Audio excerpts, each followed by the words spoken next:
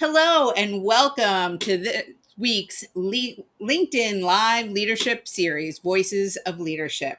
Thank you for joining us today. I'm Kathy Eastwood, the host and founder and CEO of E=Y. Each week, we explore the fascinating world of leadership, featuring voices from various generations, industries, and backgrounds. A team's job is to deliver business results.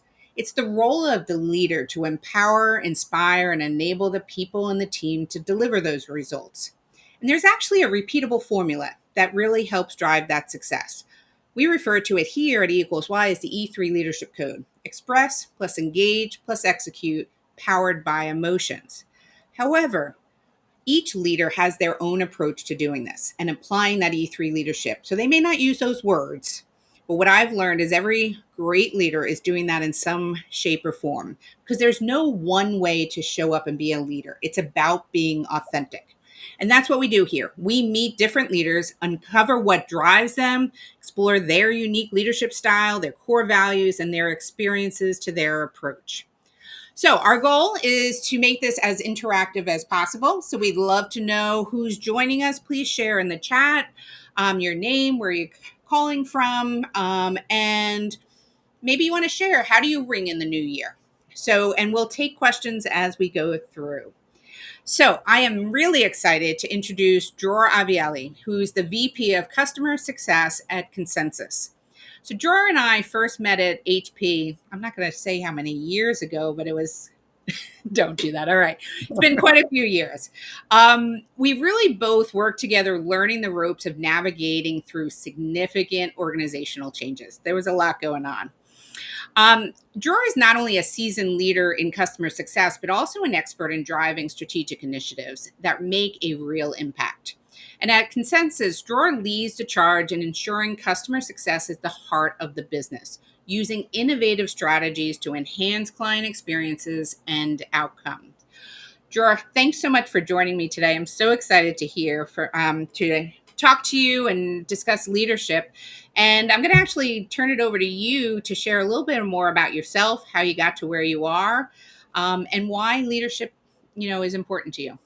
Yeah. So first of all, good morning, and thank you for hosting me and doing this series. It's a pleasure to be here, and also specifically today, kind of, I will assume the last session before the end of the year and Yes. approaching the holidays and the spirit of the holidays and the new year. So thank you. Yeah. So first of all, a little bit about myself. You can hear my accent. I have an accent. I'm originally from Israel. I moved to the United States, and I will count the years now, 24 years ago. I never thought that I would stay for so long, but it was an interesting journey from personal perspective and for sure from the business perspective. And I learned a lot since moving to the United States as a young business person, if we can call it back then. Um, and for many years, I was working in the world of what I call now boring enterprise software. Back then, I didn't think that it's boring, but now that I'm kind of just closing 7 years in the crypto ecosystem, that in the end, this is technology and this is software, mostly software, is a fascinating world that is working in a totally different pace and activities, and I'm continue to learn a lot. And I also moved from just enterprise software to manage what I call B2B activities, that it's in a very unique way in this ecosystem, and also a major consumer business that is fascinating and learning experience by itself. Um, in terms of my key for leadership. And I think that, first of all, we need to acknowledge that we are not working from the same office anymore, not even just because of COVID, even before that. We have major businesses that are all over the world. We have people all over the world, people that are coming from different culture, different background, languages, generational differences all over the world, and I think that you need to really take into account and pay attention to all of these differences, and also take into account the benefits that you can get from different areas of this complexity of the business and utilize it to deliver results. But the most important is to simply pay attention to all of the differences and take them into account in everything that you are doing every day. Yeah. No, I agree. And, I think back to the days at HP, right? We were on calls with people from all over, Correct. every part of the globe, and trying to understand. And things were very different in each part. And learning, oh, wait a minute, this is how you interpret what we've just said. That was totally different than what we thought. That's not what we meant, but we learned something new there. Correct. So, how would you describe your leadership style, Dror?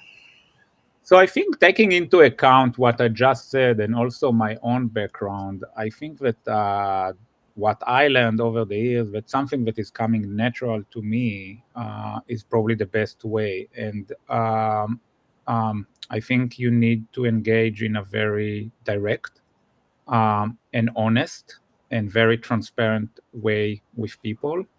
And once you are doing all of that, you are really uh, winning not only the rationale that people are having because it's easier to understand what's going on and they feel that there is no hidden agenda and things like that, but you also can win the art. And I think that once you mix the people feeling in terms of understanding and also feeling everything that's related to the emotion, you usually get a very engaged organization that create a multiplier for the organization, for the team, and everything that you want to deliver.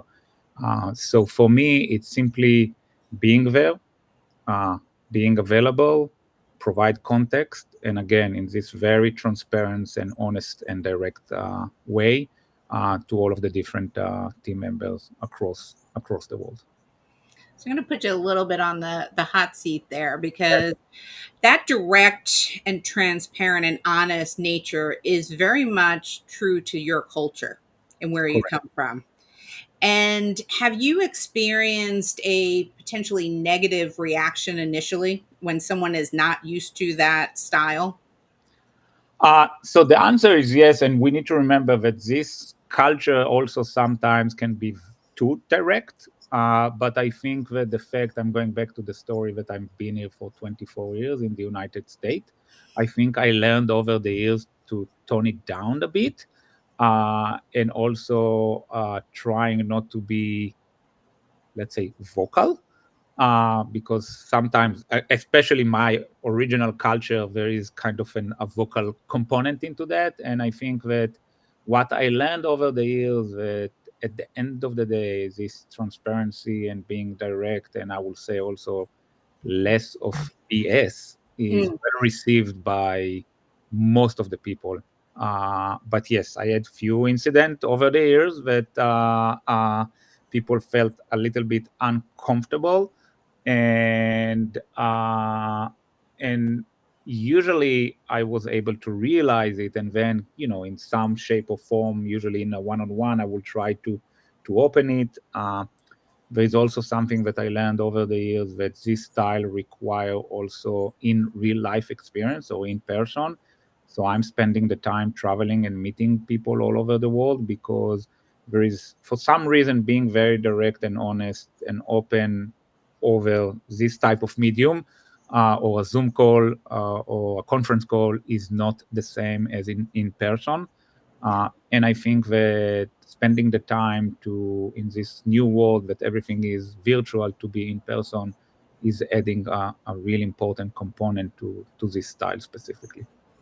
Yeah, and I mean, if I unpack a little bit of what you do, because I'm a New Yorker, so your style and it Yes. jives. It was easy for me when I started working at Mercury a lot of years ago, and very quick I was like, "Oh, okay, these are my people. I get this, right?" But I've learned that other people go, "Oh, she's arrogant, she's bossy, she's Yeah. got to have control." And I've had to learn, okay, I am not perceived the same way as I intend to show up. Yeah. So, but what I heard you say is you're aware of that. And so, therefore, as you meet people, and that's why you like to meet them in person, right, is to be able to explain that. Yeah. And I think also what I find in knowing you as I do, you'll share about yourself and be vulnerable, Correct. right? And, you know, do you encourage your people then to be sharing and being vulnerable as well? So the answer, of course, is yes, but I will lead by example.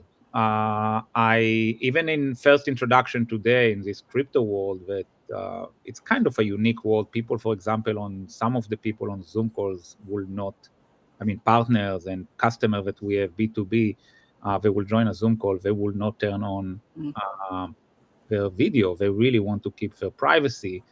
And but on the other end, we all meet at conference and all over the world, and then obviously everything is in kind of in person.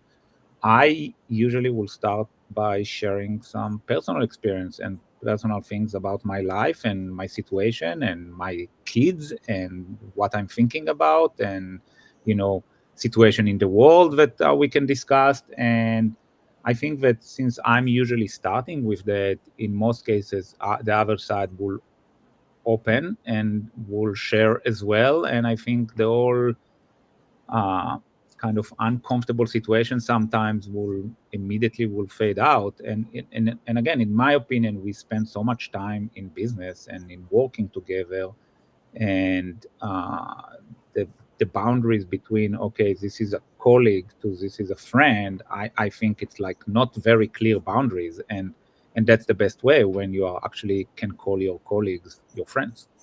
yeah. Um, yeah, No, I agree. And just even when I love listening to how people introduce themselves, like you started immediately about you and where you're from and sharing that personal information up front. yeah, And a lot of people are so nervous about putting their own self out there. I think they're missing a huge opportunity to connect with people. correct. I And agree. Yeah. so, in your career, you talk about leading from, as an example, you set the example for your people. What's been some examples you've had in your career, like a pivotal moment in your leadership journey or leader lessons that you've learned, maybe a best boss, worst boss scenario? What could you share with our audience? Um, so I think that from the old days of, you mentioned Mercury and HP, from back in the days, is something that I learned, is to have the courage to suggest different approaches to business. And in the Mercury days, when I joined, the world of technology was in a transformation from perpetual license scheme to subscription, over the cloud, SaaS, whatever we Mhm. want to Yeah. call it. And it was a major change to the ecosystem and the way that relationship between a vendor and customer was managed, and the stickiness and the retention of customers. And back then, I felt that managing this type of customer in this new world of subscription, the relationship with a customer is becoming more important, because the ability for a customer to churn is easier. And I actually came and suggested something. Hey, let's spend some time on relationship with customers, and this is resources and money, and why, and what will be the ROI. And I was able to convince back then one of the director to do a pilot on few customers, and obviously the pilot was successful, and that's, by the way, changed my career Mm. in a big way into this customer success management and overall everything that's related to post, let's say, customer acquisition activities. um, so I think is, first of all, when there are major business transformation, and I think we are now in a major one between AI moving to consumption, and there's so many changes that we can't even really understand yet. There's opportunity to a lot of creativity and suggestion, and I think courage, simply courage. And On the other end, something that I learned when I moved from the enterprise world to crypto, that again, it's a totally different world. You need to remember that everything that you learn from, let's say, the old days, or what we call the Web 2, are not necessarily wrong. And and you need to take a lot of your learning from this side of the business. And for example, if you are moving from one unit to another at the same company, or you're moving from one company to another, or even if you are in the same role, try to implement things that you learned over the years that actually worked well. Try to see if they can be implemented in the new situation, and adjust it as you go. And also embrace your team, that not everything is wrong there. Let's evaluate everything and then implement, monitor, and if needed, to continue and evolve and change. So and I also, when I moved to crypto in the beginning, I kind of said, okay, let's take all of my old school learning and implement it. And quite quickly I learned, oh, I will need to adjust. This is different. Okay. Mhm.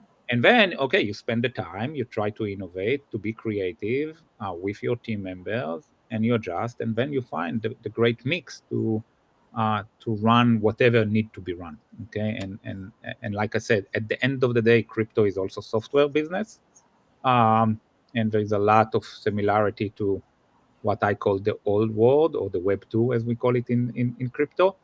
But today it's kind of a mix. It's a mix of a lot of good stuff from the old days, and a lot of stuff from, let's say, the new way of doing stuff.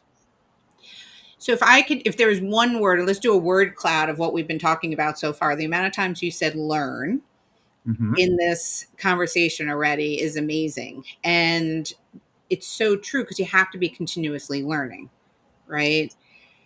Did you grow up that way, or did something happen that you suddenly said, "Oh, I need to always be learning"? Oh, uh, I don't remember how I grew up in terms of learning, but I liked learning. Um, I think I probably learned the hard way that I need to learn. Yeah, okay. That's Uh, kind of what my gut was. There was something there that taught there was- you. Over the years, there was something. Oh, you are not doing something correctly. Let's spend some time. Let's read some books. Let's talk with others. Let's even outsource some activity to an advisor or a consultant or something like that, because there are people out there that are smarter than you. Let's also, and that's, I think, very important, especially once you start to grow in your career and you kind of get disconnected from the actual trenches, Hmm. and let's listen to the people in the trenches, because the people in the trenches sometimes have amazing ideas. Okay. And by the way, in my current position, when we realize that I'm also responsible for the support organization, and we realize that quite quickly that support in crypto is very active in the social network systems, many different ones, okay, Hmm. including even in the Apple store, on the App Store. When people are writing comments, there is support activities there that I never thought that people will seek support over there. So we realize that we need to listen to all of the users wherever they are, and find ways to help them, because otherwise someone else will try to scam them. Uh, so it's sometimes, events themselves are surfacing up, and you need to listen, and then you need to listen to your team members that are in the trenches and are really coming with great ideas. Yeah, no, it's great advice because I'm writing one of my posts for next week, and thinking about all the different elements of success. And what it really came down to, I was like, if there was just one thing that everyone could hone in on in the next year, was awareness, which is really listening and learning, Yeah. right? You're listening to learn yourself, others, customers. Like, too often we get caught in our own view and our own narrow thinking. And there's so much more out there beyond, just our initial fears and our initial thoughts and all of that. Yeah. I will give a disclaimer a bit. Sometimes I have, my gut feeling is so strong, and I need to play with that, and sometimes tell my gut, okay, chill, let's listen to others. And I like when I am kind of I like both sides, when I'm wrong on my gut feeling and when I'm right on my gut feeling. I'm kind of enjoying both sides of that. But How often are you wrong on your gut feeling now, like as you've matured over uh, time? not often, but I will say I am semi correct and I'm open to change a bit. But yes, but you are right. Yeah, I think as you mature and you have more experience, Yeah. I mean that's the whole advantage of maturing as a leader. You have those Yeah. experiences. If you're coming in at 22 years old, it's a lot harder to, have that gut, right? So, all right. So we have a question coming in from Ralph. So I'm going to transition quickly Yeah. here. Um, on connecting with your people online, do you find it helpful to have some sort of personal possessions, family pictures, etc., in the background of your camera to give people a sense of who you are in your own home? And he's noting my I speaking. Uh, or lack thereof pictures potentially. Yeah, I know. yes. Let's get personal even more. I have recently been engaged, and I actually moved to my fiance house, and I'm in the basement. This is not my typical office environment. Usually, my office environment will be a little bit more. I don't even know if this speaker is active anymore. It's from the old days of having, 5 speakers and all of that. The new chair, this is a chair. This is one of my fiance kid gaming chair, and I actually love it. I never thought that I will sit on a gaming chair, and the chair itself is opening a lot of discussions. People are assuming immediately that I'm a gamer. I'm not. Uh, but I think it's important. And by the way, Kathy and I, before we started the live discussion here, I asked her about the background that she has, and I ask if is it real and if it's a real tree. And obviously, she can share what is real there and what is not real. But yes, I think it's important, and I think in this virtual world, and thanks to COVID, I think in COVID forced all of us to turn on video on many conferences. Before that, I think it was mostly a mix of audio and a little bit of video. Now it's the other way around. And one of my leaders in my organization is measuring engagement level on large call. What is the percentage of people that are turning on videos? And just by that, is saying, okay, this was a good call or a little bit less engaged call. I think we need to get this kind of, I'm going back to this personal feeling. Yes, so turning on video is important. Yeah. I can understand when people cannot. I will appreciate if they will say that they cannot.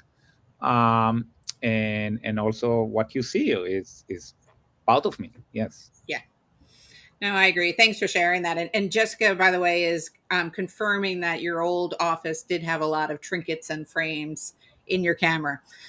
I always thought you were usually sitting on the couch when we were talking. It was casual conversations and things like Yeah. that. Yeah. Yeah, and I love to have the real background.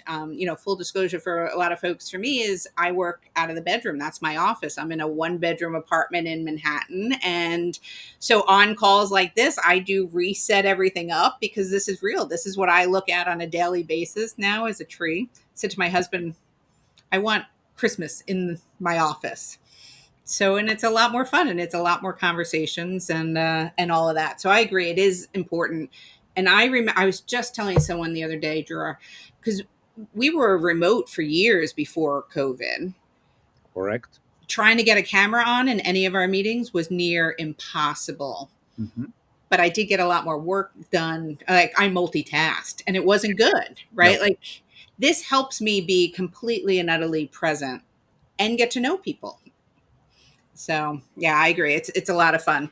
So, when you think about driving change, and I know you've been through a lot of change, what are some of the key things that you think about? And, I'll kind of tease this out a little bit, but we were talking before we came on about sometimes pulling back and looking at, kind of the forest from the trees. But when you stop to think about change, what goes through your mind about what you need to think about? I mean, first of all, there is especially over the years, you're learning that changes are part of life and part of business. Business is part of life, and you can't avoid changes. So I think the most important things is, first of all, you yourself embrace the changes, and then once you yourself embracing the changes is helping your organization to embrace it as well. So first of all, there's kind of a shift in your mind, is that let's not resist the change, Mm. let's embrace the concept that something need to be changed. Now what it is exactly, that's the second phase. And I think that, in my opinion, when you are approaching a change, it is important, and that's what we discussed just before we went live, is to zoom out. Because when you zoom out first, you can see a lot of stuff that you weren't able to observe when you are in the weeds and trying to do some stuff, and people are familiar to this process or this tool, and whatever or this kind of business results. And when you zoom out, you can ask other questions, and then it becomes clear, okay, then the change is necessary.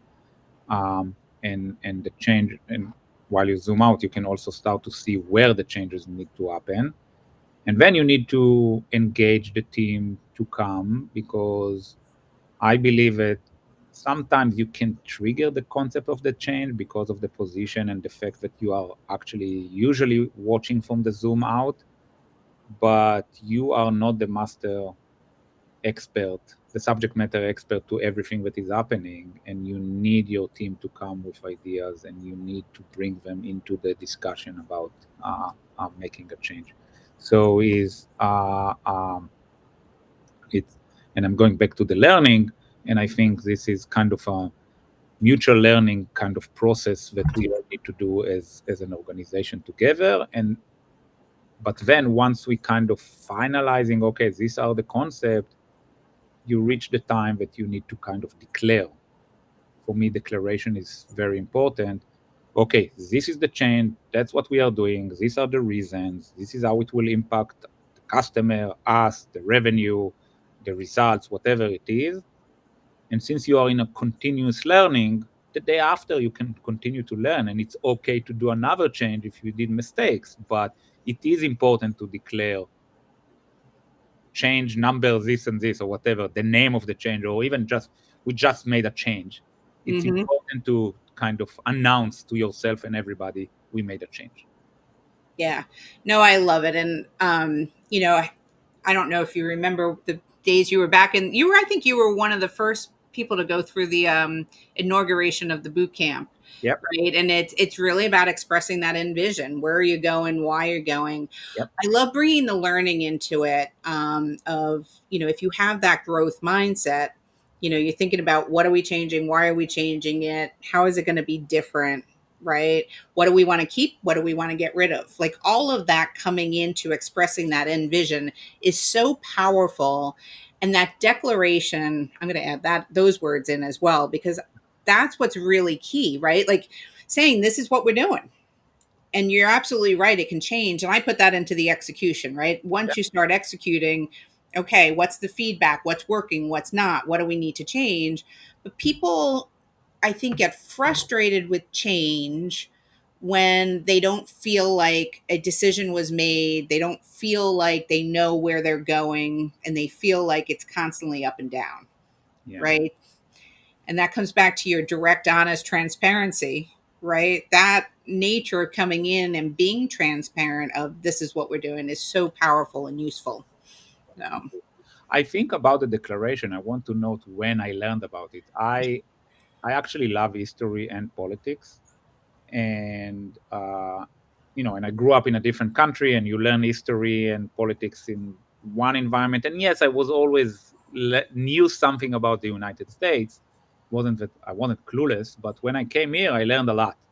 And then when you learn about how this country have been formed, there was a need for a change. Okay, they didn't want to pay taxes without representation, and they asked for a change. Okay, and then obviously changes started, and obviously with a war and everything. But during that time period, they also needed to declare something new. And if you look about, history of different countries and things like that, the declaration, simply Mm. a declaration, was extremely important milestone that everybody understand. Okay, there is something different now. And that's when I kind of one day I realized, oh, declaration is an important phase in transformation.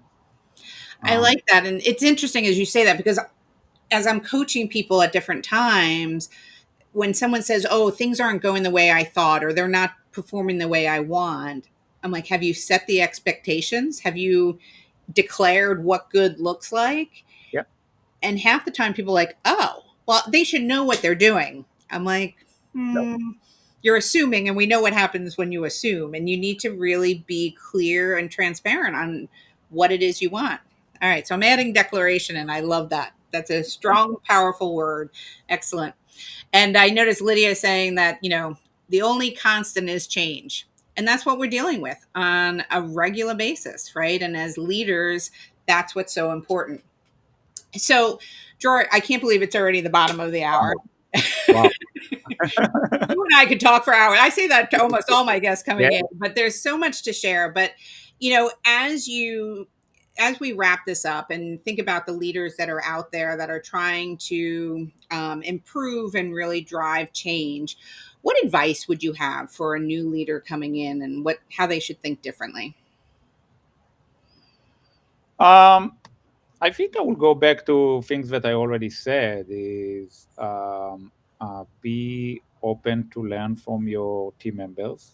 There is huge knowledge there, and in order to have the ability to learn from them and to have them pushing information to you, I'm going back to be transparent, be open, be honest, be personal, because that will give freedom and liberty. Talking about, it will give them freedom and liberty to share a lot of information, and to feel part of the team, and kind of doing everything as a team and not you as an individual on the top trying to drive some changes and things and results. Yeah. I love it. And it really does bring home the point that having that emotional connection with your teams is what really drives execution, right? It gets people on board, it engages them, because people don't want to be micromanaged, No. No. right? So when you can put that vision out, then, and they know, and it's clear, it's direct, it's transparent, it's honest, it really does make a change. Yep. And that just demonstrates why you're such a great leader, Dror. So thank you so much for joining us. Thanks everyone that is online and has been listening, and continue to ask questions on this thread even after we close this out, because it will be live. And we're going to be having a session actually in January to talk more about the E3 Leadership Code and how to influence change. So if you're able to join us, it's on January 28th, I believe is the date. And it'll be an interactive session. And then we'll be live. We're going to take a couple of weeks off on the live session, but we will see you all again in January. So have a very happy holidays and a very happy new year. Thanks again, Dror. Take Thank you. care. Happy New Year.